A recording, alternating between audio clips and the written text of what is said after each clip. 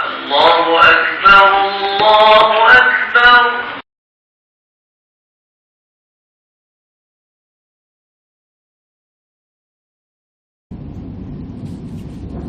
السلام عليكم ورحمة الله تعالى وبركاته. إن الحمد لله نحمده سبحانه وتعالى ونستعينه ونستغفره ونؤمن به ونتوكل عليه ونعوذ بالله من شرور أنفسنا ومن سيئات أعمالنا. من يهده الله فلا مضل له ومن يضلل فلا هادي له. ونشهد أن سيدنا محمدا عبده ورسوله. أما بعد، أوصيكم ونفسي بتقوى الله عز وجل. يقول الله تبارك وتعالى بعد أعوذ بالله من الشيطان الرجيم: إن الذين آمنوا وعملوا الصالحات كانت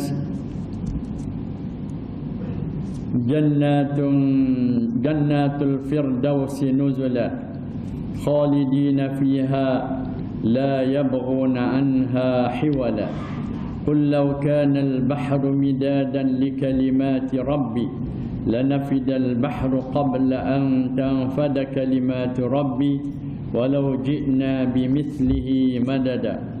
قل إنما أنا بشر مثلكم يوحى إلي أنما إلهكم إله واحد فمن كان يرجو لقاء ربه فليعمل عملا صالحا ولا يشرك بعبادة ربه أحدا. صدق الله العظيم. عن زيد بن أرقم رضي الله عنه أن رسول الله صلى الله عليه وسلم قال: كتاب الله عز وجل هو حبل الله، من اتبعه كان على الهدى ومن تركه كان على ضلالة.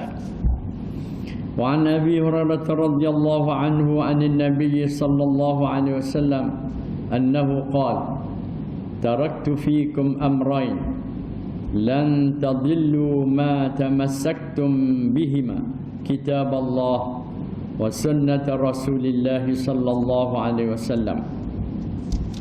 Alhamdulillah, kita banyak-banyak bersyukur kehadrat Allah Subhanahu wa taala.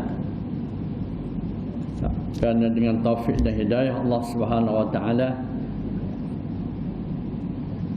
dapat kita sama-sama mendirikan sembahyang maghrib secara berjamaah, dan sementara kita menunggu sembahyang isyak dengan berjamaah, sama-sama kita mendengar ayat-ayat Al-Quranul Karim dan hadis-hadis Rasulullah sallallahu alaihi wasallam. Mudah-mudahan kita termasuk di dalam golongan yang Rasulullah sallallahu alaihi wasallam pernah bersabda, kun, jadilah kamu aliman, orang alim.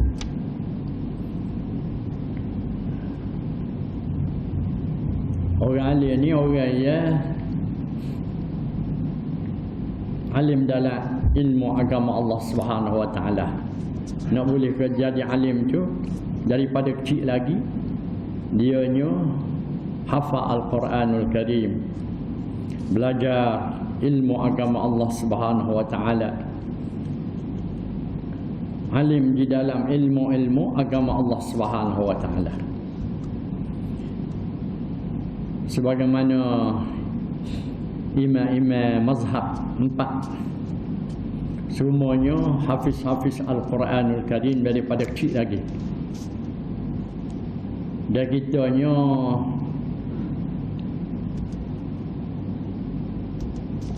tak ada lagi kat generasi kita ni boleh siapa peringkat alim ulama yang muktabar, yang besar-besar. Walau bagaimanapun kita usaha lagi dan lagi supaya anak-anak kita ataupun cucu didik kita dapat menjadi ulama. Al-ulama warasatul anbiya. Ulama-ulama ini merupakan pewaris para anbiya. Kalau tak boleh nak jadi alim, Rasulullah kata au muta'alliman, ataupun orang yang penuntut ilmu agama Allah Subhanahu wa taala.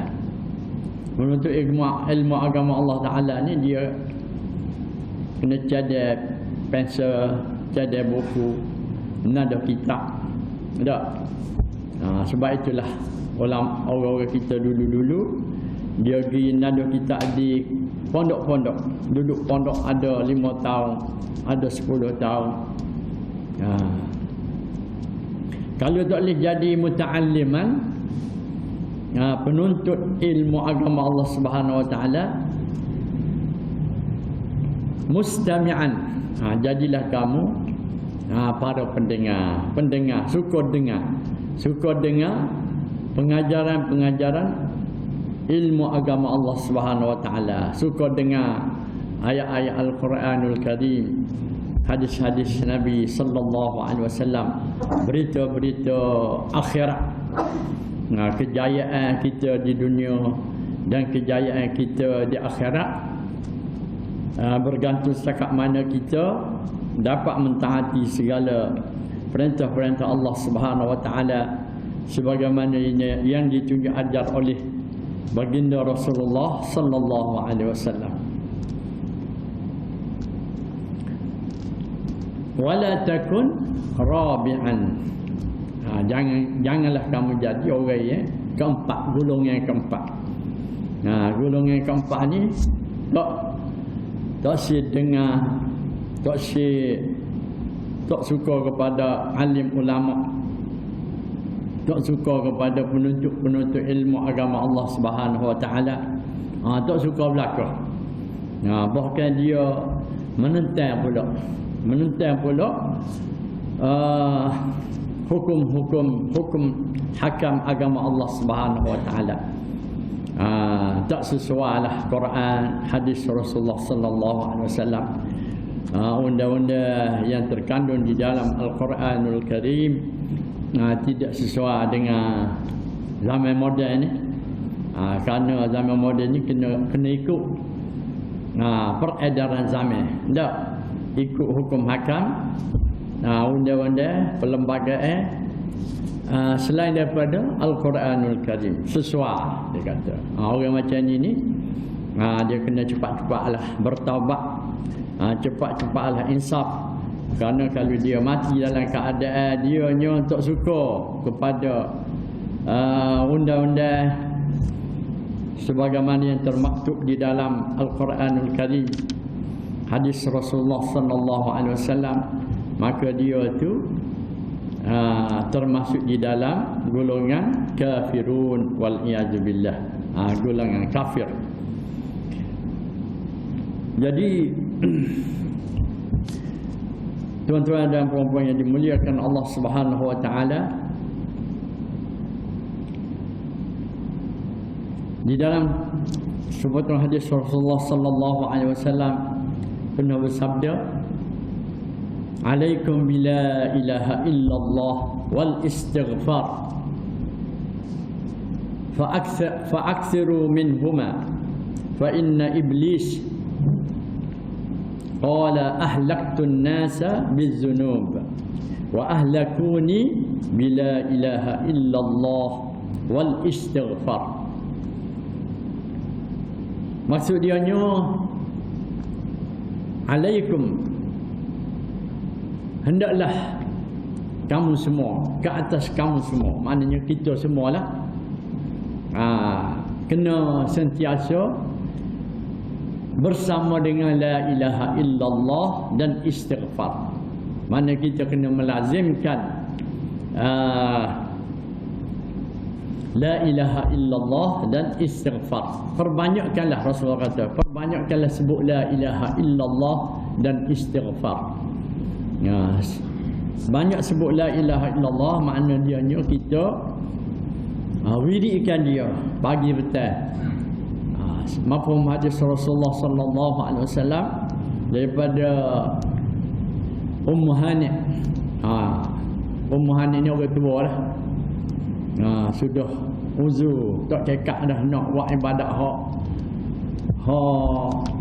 berat-berat, tak seperti berjihad di jalan Allah Taala, keluarkan nafkah fi sabilillah. Dia bagi tahu kepada Rasulullah, ya Rasulullah, aku ni sudah tua, letih dah, dhaif. Tu dia ajar kepada aku amalan-amalan hak kita dengar sama dia ni dak. Jadi hak ni kita boleh amal walaupun kita segar, tubuh segar. Tapi segar-segar pun perlu kepada hidayah Allah Taala juga. Kita nak buat ibadat, segala ibadat kepada Allah Taala ni perlu kepada pertolongan inayah Allah Taala, perlu kepada hidayah Allah Taala. Kita boleh mai ke masjid dengan hidayah Allah Taala, kita boleh bangun malam dengan taufik dan hidayah Allah Taala. Kita boleh berzikir pagi dan petang, zikir lepas-lepas sembahyang, menghidupkan sembahyang Jumaat 5 waktu sehari semalam. Semuanya itu adalah dengan hidayah Allah Subhanahu wa taala. Sebab itu Rasulullah sallallahu alaihi wasallam pernah berdoa. Dan doa ni kita boleh amal. Tak? Kita dengar sama dia doa ni. Allahumma inni as'aluka al-huda wat-tuqa wal-'afafa wal-ghina. Allahumma inni as'aluka al-huda wat-tuqa wal-'afafa wal-ghina. Ya Allah, aku minta denganmu huda, petunjuk. Petunjuk kita minta dengan Allah Ta'ala, kena minta sama petunjuk ni. Dalam semaya hak wajib, hak rukunnya 17 kali dah. Kalau dalam semaya fardu ihdinas sirat, berilah hidayah kepada aku, tunjuklah kepada aku jalan hidayah, jalan yang sebenar, jalan yang lurus. 17 kali hak tu hak wajib. Tak? Lepas tu tambah pula dengan semaya-semaya sunat banyak lagi. Lepas tu luar pada semaya pula kita kena minta lagi, Allahumma inni as'aluka al-huda wat-tuqa wal-'afafa wal-ghina. Maksud apa tuan-tuan? Maksudnya hidayah ni sangat-sangat mustahak, sangat-sangat penting. Tak? Kita boleh semaya dunia alhamdulillah, tapi akhirlah kita punya umur kita dekat-dekat nak mati, setahun dua nak mati, 2-3 hari nak mati, takut balik semula, wal iazubillah, takut Allah Ta'ala tarik hidayah. Sebab itulah kita Rasulullah sallallahu alaihi wasallam ajar doa kepada kita, Allahumma inni as'aluka al-huda wat-tuqa wal-'afafa wal-ghina. Ada seorang hamba Allah Ta'ala, dia suruh semayajak lah, suruh semayajak di satu masjid, kerana ayah dia tu tak si semaya, tak si semaya, tak si mari ke masjid. Walha ayah dia tu email dulu nak ayatnya hidayah Allah Ta'ala ni, Allah Ta'ala boleh beri siapa-siapa dia kehendaki, dan Allah Ta'ala boleh tarik hidayah daripada siapa-siapa yang dikehendaki oleh Allah Ta'ala. Pak saudara Nabi sendiri, Abu Talib, berapa kali Rasulullah pergi dakwah dia, Abu Jahal, Abu Lahab, tak? Berapa kali, puluh-puluh kali, ratus-ratus kali. Last kalinya Abu Talib tu dekat nak mati dia, Rasulullah pergi ajar, kamu sebutlah wahai pamanku, ya ammi, wahai pamanku, kamu sebutlah la ilaha illallah, kamu akan mendapat syafaat daripada aku. Aku akan beri syafaat kepada kamu di akhirat nanti dengan izin Allah. Tapi tak si ngucap juga, tak si sebut juga la ilaha illallah. No ayatnya hidayah Allah Ta'ala. Lalu turunlah ayat Al-Quranul Karim, innaka la tahdi man ahbabta walakin Allah yahdi man yasha. Tu ayat tu asbabun nuzul dah, sebab turun. Sesungguhnya engkau wahai Muhammad tak boleh nak beri hidayah kepada sesiapa yang kamu suka, sesiapa yang kamu kasihi. Walakin Allah yahdi man yasha.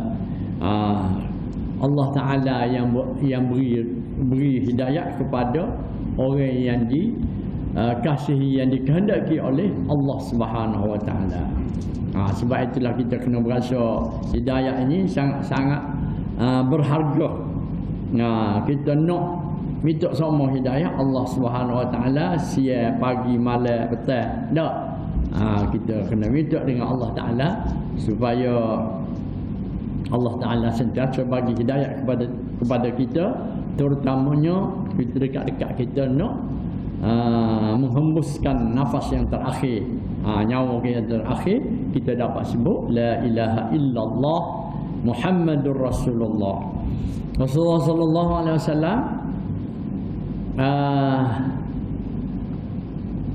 hadis yang kita baca tadi, kamu hendaklah sentiasa dengan la ilaha illallah dan istighfar.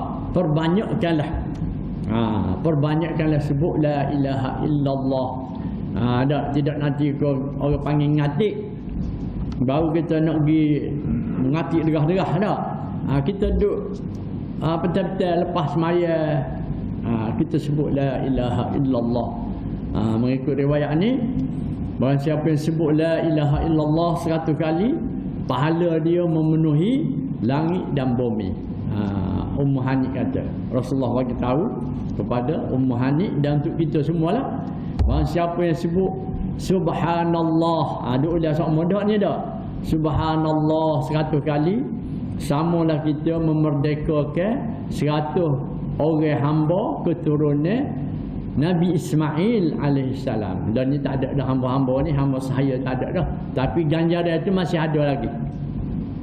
Kalau kita sebut ni, Allah Ta'ala beri kelebihan supaya kita memerdekakan 100 orang hamba keturunan Nabi Ismail alaihissalam.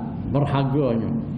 Dan 100 kali kita sebut alhamdulillah, supalah kita menyiapkan 100 ekor kuda, lekat dengan alat-alat perang dah, dengan lembir, dengan anak panah, pelana ke apa, 100 ekor kuda untuk fi sabilillah.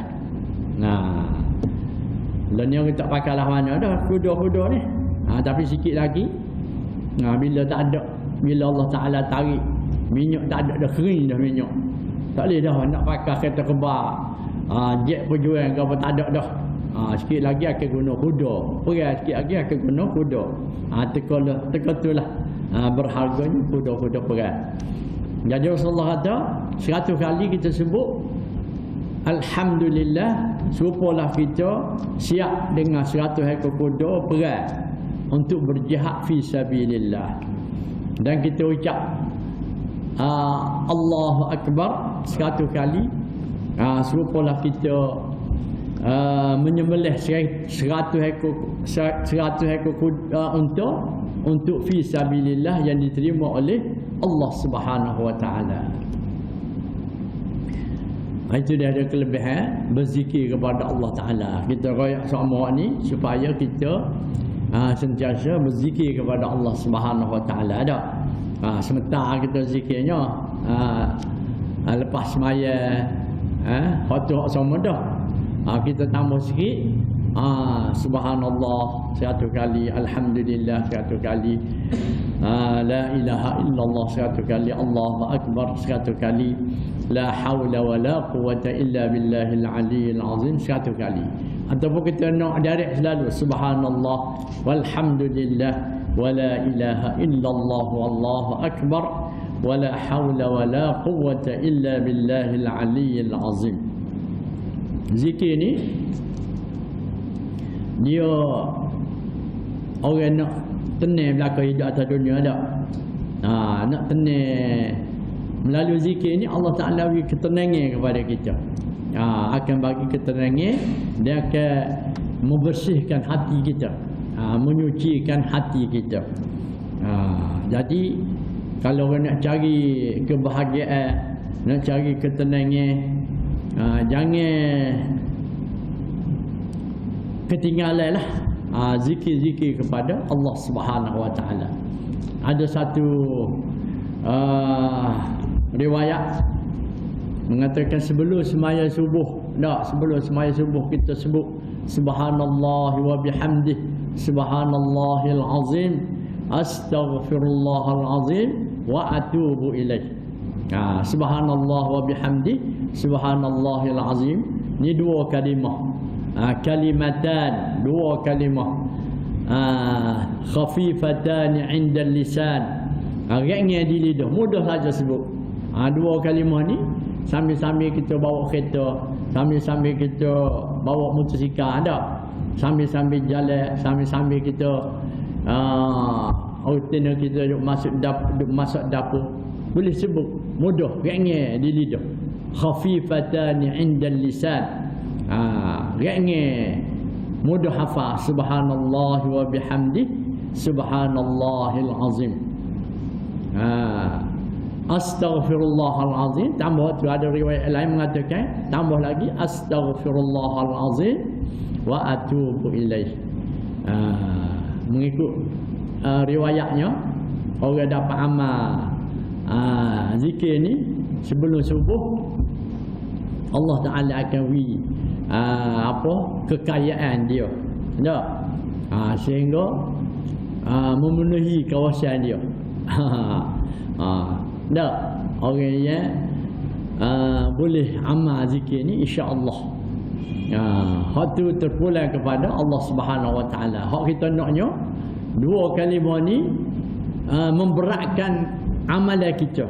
Kita nak amalan kita ni akan ditimbang. Jadi zikir ni akan memberatkan amalan-amalan kita, neraca timbangan kita. Dia akan memberatkan. Jadi kita kena banyak subhanallah wa bihamdi, subhanallahil azim.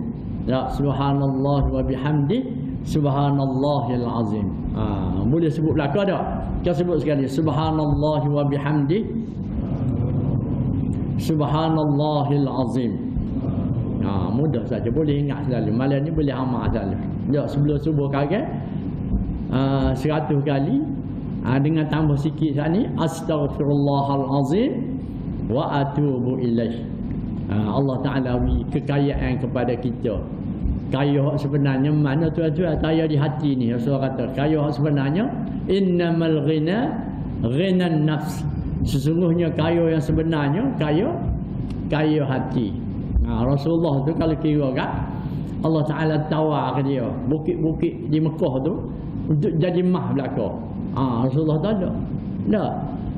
Aku naknya sehari aku boleh makan, sehari aku bersyukur kepada Allah Ta'ala, sehari aku bersabar. Tu secara Nabi tak. Allah Ta'ala tawar dia. Jadi kitanya tidak Nabi, tidak orang yang alim ulama. Kita amal lah tu, insya-Allah Allah Ta'ala bagi kaya hati. Innamal ghina ghinan nafs. Sesungguhnya kaya sebenarnya kaya hati. Dia rasa cukup semua. Allah Ta'ala beri cukup ke dia. Jadi amalan ni bolehlah kita amal lepas sebelum subuh, kata ulama'nya. Di antara subuh sebelum qamat tu ada zikir. Rasulullah ajar kepada isteri dia. Rasulullah baca subhanallah wa bihamdih adada khalqih wa ridha nafsih wa zinata arshih wa midada kalimatih. Subhanallah wa bihamdih adada khalqih wa ridha nafsih wa zinata arshih wa midada kalimatih. Ingat selalu dah ada dah. Kita kata pakai kata ramai-ramai sekali. Subhanallah wa bihamdih adada khalqih wa ridha nafsih wa zinata arshih wa midada kalimatih. Kita boleh katalah 3 kali ke, 7 kali ke, 11 kali ke. Kita nak mari ke masjid, bacalah tu, ganjaran dia serupalah kita buat ibadat lepas sembahyang subuh sampai waktu duha. Besarnya dah. Start daripada subuh tu, lepas subuh tu kat sampai waktu duha. Rasulullah kata, tanya isteri dia, masa Rasulullah turun tu, dia balik rumah, isteri dia doa ibadat lagi dalam waktu duha. Dah. Baca Quran, baca zikir. Dah. Masa aku turun tadi mu dalam keadaan begini ke? Isteri dia kata, ya. Lepas sembahyang subuh tu aku berzikir berwirid, baca Quran sampailah waktu duha. Mu bacalah doa ni.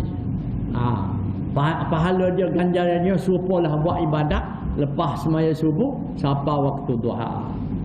Ingat dah doa itu dah, wirid ini dah. Subhanallah wa bihamdih adada khalqih wa ridha nafsih wa zinata arshih wa midada kalimatih. Kembali pula kepada hadis tadi, Rasulullah kata kena perbanyakkanlah sebut la ilaha illallah dan istighfar. Tak? Kerana orang yang banyak sebut la ilaha illallah ni memang banyaklah ganjaran dia. Dia besar pahala dia. Lepas tu dalam satu hadis Rasulullah sallallahu alaihi wasallam bagi tahu setiap orang yang ucap la ilaha illallah, setiap orang yang mengucap la ilaha illallah, dia akan mendapat manfaat rohani dan jasmani. Melainkan orang yang istighfaf, orang yang mengabaikan hak-hak la ilaha illallah. Rupa-rupanya la ilaha illallah ni ada hak dia. Hak dia ke apa? Sahabat tanya, ya Rasulullah, apa dia hak la ilaha illallah ni? Hak la ilaha illallah ni apabila maksiat berlaku dalam rumah kita, dalam kampung kita, dalam negeri kita, kita kena cegah maksiat itu, kemungkaran itu. Itu baru kita menunaikan hak dia, hak la ilaha illallah. Jadi nak cegah kemungkaran, dia ada perikat-perikat juga, sebagaimana kita dengar ustaz ngajar dah. Dia ada perikat juga. Dalam sepatutnya hadis Rasulullah sallallahu alaihi wasallam, man ra'a minkum munkara falyughayyir biyadihi. Barang siapa yang melihat kemungkaran, maksiat dalam rumah tangga dia, dalam kampung dia, dalam negeri dia, falyughayyir biyadihi, maka hendaklah dia cegah dengan kekuasaan dia, dengan kekuasaan dia, dengan tangan dia, dengan tangan dia. Fa in lam yastati fa bilisani, sekiranya dia tak mampu nak cegah dengan tangan, kerana dia perikat bawah pada Tok Ngulu, JKK tak mampu nak cegah kemungkaran ni. Tapi dalam rumah dia tu dia mampulah cegah kemungkaran dalam rumah dia. Mesti mampu dalam rumah. Tak mampu dalam rumah kita kuasa. Fal yughayyir biyadihi, maka hendaklah dia cegah dengan tangan dia. Fa illam yastati fa bilisani, sekiranya dia tidak mampu dengan tangan, maka dia cegah dengan lidah. Kena royaklah. Kalau anak kita payah semayang, kena royak, suruh semayang, jaga semayang 5 waktu sehari semalam. Anak-anak kita nak pergi masjid tu, kita kena gerak dulu. Kerja kitanya suruh, ajak, pujuk rayu yang bagi hidayahnya Allah Ta'ala. Royak lagi dan lagi yang bagi hidayahnya Allah Subhanahu Wa Ta'ala. Anak-anak kita, anak-anak perempuan kita, supaya jangan mendedahkan aurat, pakai pakaian yang tidak ketat, tidak menampakkan body. Kita boleh royak, cegah kemungkaran, masuk dalam cegah kemungkaran. Fa in lam yastati', fa biqalbih wa dzalika adhaful iman.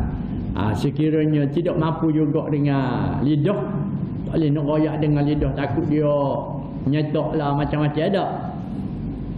Fa biqalbih, maka dengan hati. Kita kena ada perasaan lah. Perasaan benci kepada setiap kemungkaran yang berlaku di depan mata kita. Wa zalika adhaful iman, itu adalah merupakan selemah-lemah iman. Kata ulamanya, kalau ada hak ni pun tak apa dah.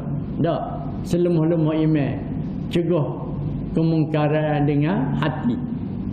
Kita berasa benci, berasa tak suka kepada kemungkaran. Orang ahli kata, ulama kata hak ni pun tak apa dah. Hak tak sianya tak ada langsung. Ya. Benci ke maksiat pun tak ada. Bahkan suka pula orang buat maksiat, wal iazubillah, masuk dalam golongan yang keempat. Tak silah golongan yang keempat tu. Tak. Wal istighfar, Rasulullah kata kena banyak istighfar. Kita ni anak Bani Adam, anak-anak cucu cicit Nabi Adam banyak melakukan kesalahan, kesilapan.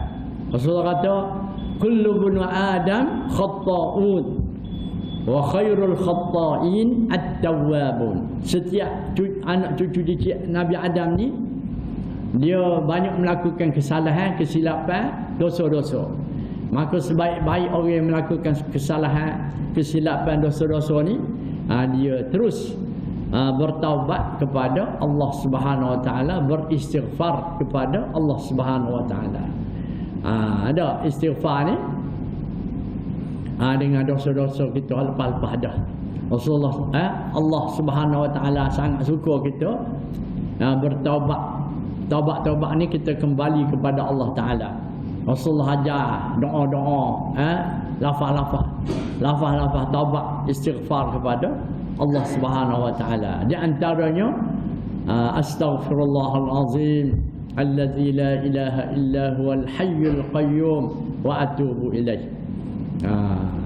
Ada satu riwayat Rasulullah pernah bersabda, bahawa siapa yang ucap astaghfirullahal azim allazi la ilaha illa huwal hayyul qayyum wa atubu ilaih 10 kali, Allah Taala akan ampun dosa dia walaupun dia lari daripada medan pertempuran. Jadi kita hanya kena lebih pada 10 kali dah. Tiap-tiap lepas semaya tu istighfar sama dah tak? Astaghfirullah 3 kali. Astaghfirullahal azim allazi la ilaha illa huwal hayyul qayyum wa atubu ilaih. Kita tambah sikit.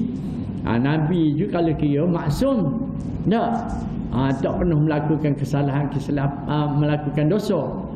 Jadi nabinya beristighfar, bertaubat juga kepada Allah Taala.